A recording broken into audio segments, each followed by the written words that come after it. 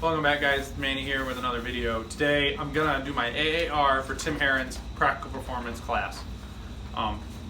So first of all, who is Tim Herron? Tim Herron is a two-time GM for single stack and limited. He's also a very accomplished shooter, so he's performs at the high level. I think 2 years ago he placed top 16 at nationals against like Rob Latham, Nils Jonasson, Todd Jarrett. So a lot of great, awesome shooters in their own right. This class was up at the Marksmanship Training Center in Lake City, Michigan, about 12 miles outside of Cadillac. So that was awesome. The range and facility was phenomenal. Had nice 4 bays, 25-yard bays.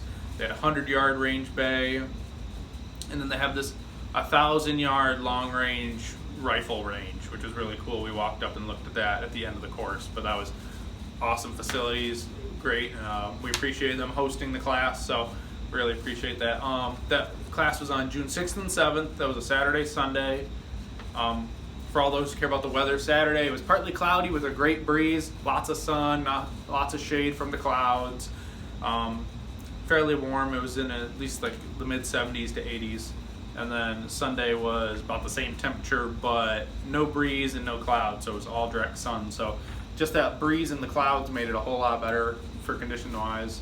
The gear I took to the class, I took my inner and outer belt system with the Ghost Mag pouches, a Dark Star gear holster on the Henry turbo drop, and I used the Glock 17 Gen 5 MOS with the Trijicon RMR on a CNH plate. So that's what I took. The class said it was going to be about 600 rounds. I shot just under 700, so that was pretty awesome. I was trying to conserve a couple rounds because I only brought like 750 with me, so I was just trying to conserve a little bit through the class, but still awesome. We'll get into it. At the first day, most of us showed up at the range at 7 o'clock to help set up, which was awesome. Everybody who was there did a fantastic job about getting the place set up and ready for the class. First off, Tim does his intro about who he is and what the class is kind of about and what we're going to be covering in short detail. We went over a safety brief, making sure everyone was safe and that we knew our plan if anything did go awry. Luckily, we actually had a doctor in the class, so he was pretty awesome to hang around with this weekend. So just like everybody else was. In attendance, we had the guys who had never shot a match to who had shot 1 or 2 matches, all the way up to a master class production shooter taking the class. I being one of the people who had never shot a match before, but I didn't feel out of place at all. These guys were really nice and genuine. We clicked all together. I think when I did the math, there was 5 production shooters, 3 limited, 1 limited 10 guy, but that's just because he was trying to race the masterclass production guy, but he liked his gun in 9mm with magwell, so he was doing limited 10 so he could be comparable to the production guy without taking off his magwell. And then I and 2 other guys were shooting carry optics, so that's pretty cool. After we go through everyone's introductions and whatnot, we went over to the setup stage. It was a 32-round field course of fire, encompassing a lot of different things we covered throughout the class. Tim set us loose. We got our 5-minute walkthrough like you would at a normal match. We got 5 minutes to walk through it. Everyone went through, walked through it, looked through it. People talked a little bit. I kind of kept to myself on this, just thinking how I could do it.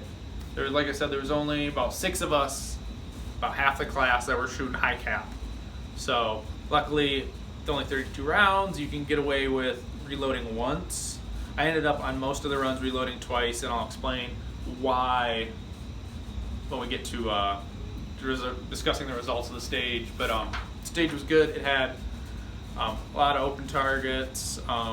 You did a lot of things encompassed throughout the course, which was really awesome. So if you didn't do so great on the stage, you'd be able to get better on it throughout the first day and the second day going into it. So we ran the stage. Tim doesn't shoot the first day stage just because he wants to be able to take notes on everybody, so he didn't run the timer or the pad. So anyway, out of the 12 shooters shooting it, I came in 8th on the first run at 56% of the highest guy, who was the masterclass production shooter, who was our host. He did a phenomenal job making sure everything was set up for the range. Let's see, I got 89.88% of the stage points with a hit factor of 2.87 and a time of 47.3. So a very slow first stage run, but I'd never shot a stage before, so I kind of took my time on some things. I thought it was explosive off the start and whatnot, so that was pretty good, I thought, in my own opinion.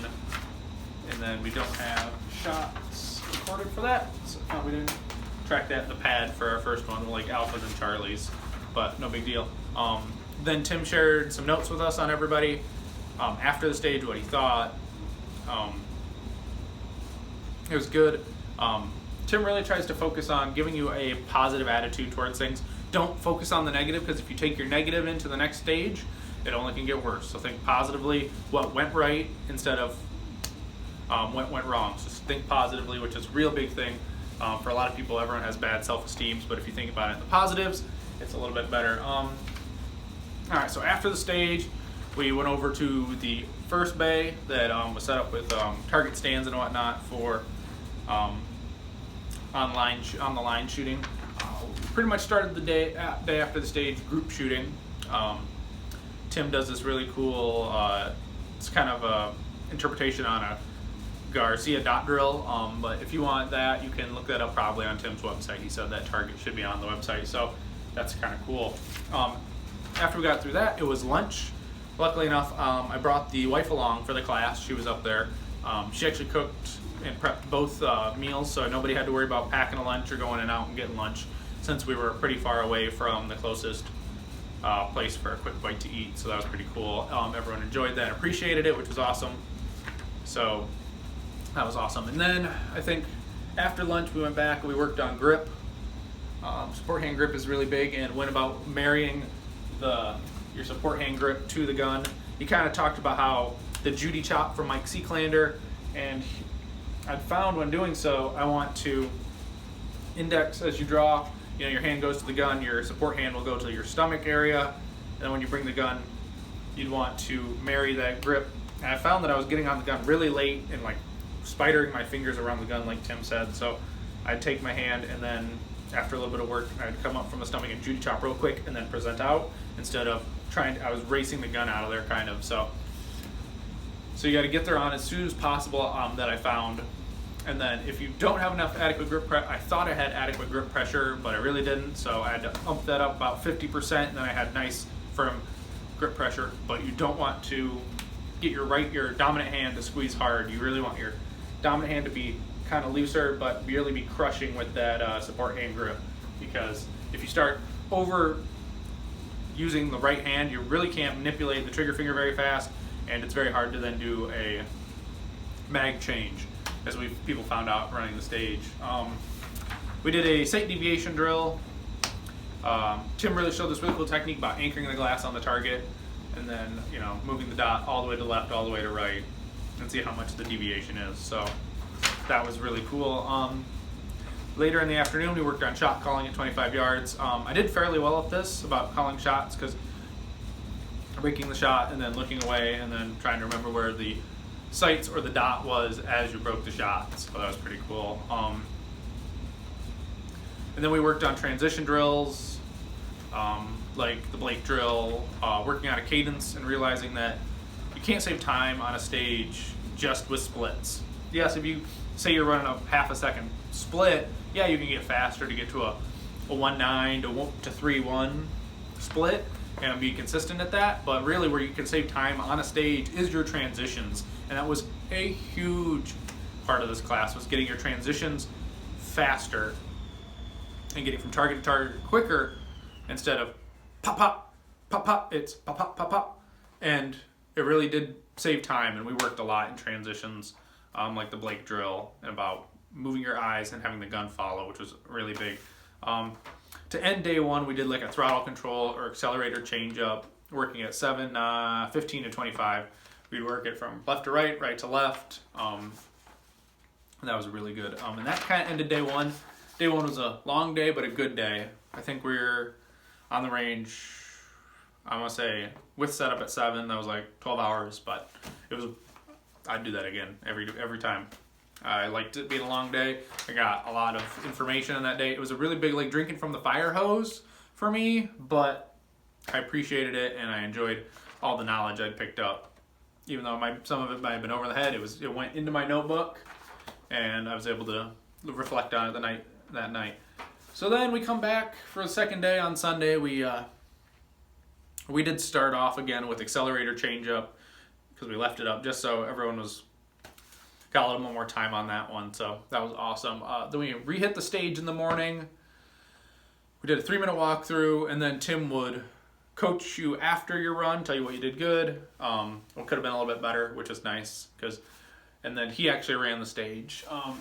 On the second day morning, I was, not including Tim, I was 8th on the stage with 55.67% of Tim. So that's fairly good. That's high C class. Just with a little bit of work, I could have gotten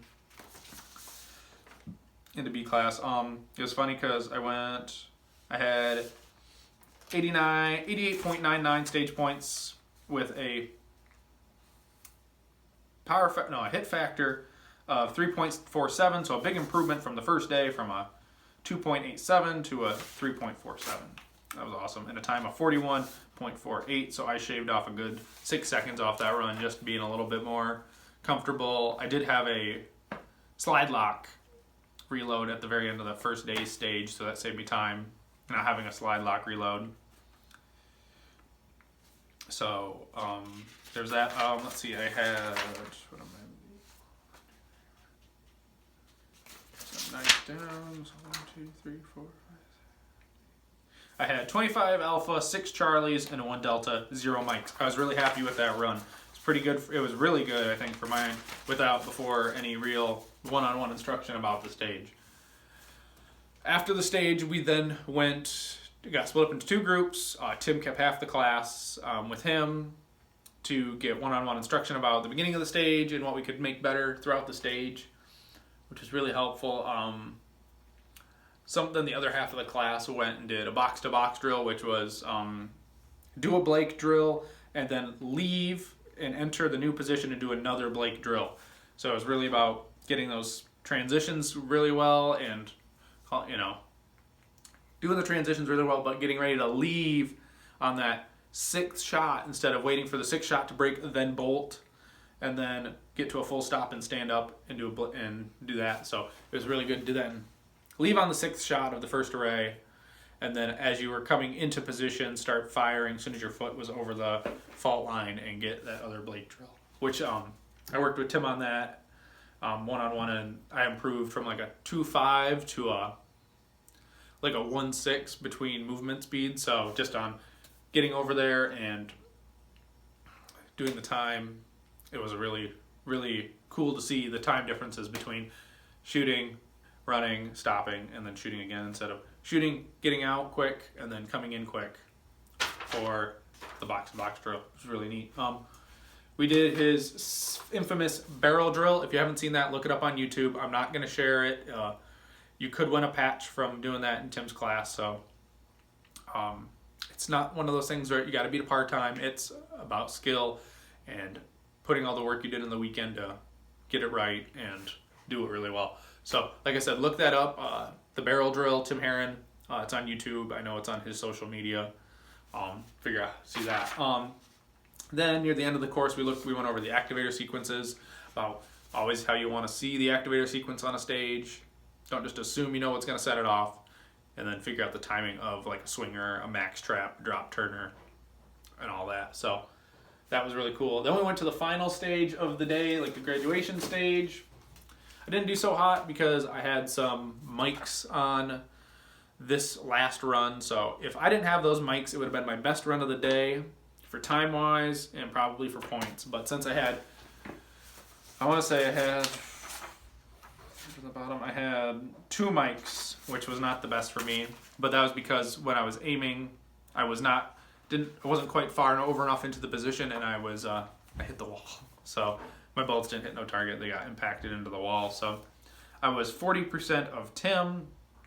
That wasn't the greatest. I got 64.79 match points with a hit factor of 2.78. And that was actually worse than my first hit factor on the very first stage of the weekend. But on the last stage, I had 15 alphas, 12 charlies, 3 deltas, and 2 mics. So not a very great hits, but I had a better time of 33.78, so I shaved even more time off the stage, which was really cool. But if I hadn't hit the wall and I was in the position deep enough, I would have had at least better points instead of dropping 30 points just in mics, because of the not getting the points for the shots, but also taking a 10 point penalty. All right, that was the class. I'm gonna give my thoughts on the class. This is my first 2-day full instruction course. I have taken other courses with other instructors. Taken 2 courses with Steve Fisher of Sentinel Concepts. They were half-day classes, which were really good base level information for me about grip, sight alignment, and things. But when it came to the competition shooting, it was like my first time really dabbling into it and taking a class dedicated to it. So that was really good. I'll share my good, bad, and the awesome. I didn't have any ugly comments. So my good was Tim is a phenomenal instructor. Like I would recommend anyone to go take a class with Tim Herron. Doesn't matter if you're a competition-based shooter, USPSA, IPSC, IDPA, 3-gun. We had a lot of IDPA and 3-gun shooters there, and they took away a lot from Tim's instruction. So that was really good, in my opinion. Tim has a way of seeing a lot of things and being able to articulate it back to the student where they can comprehend it. It made me a whole lot better. I know we were able to cut lots of time off of my stage runs just with a little couple tweaks and information and knowledge. It was really awesome. Tim is one of the nicest guys I think you could ever meet. He spent time, like on Friday we had a meet at the Airbnb where some of the guys were staying, and we all chit-chatted over dinner. It was really nice, and being able to draw the information out of him outside of the class was really cool, and being able to chit-chat. He was really a great person, someone you really want to be around, a very positive person.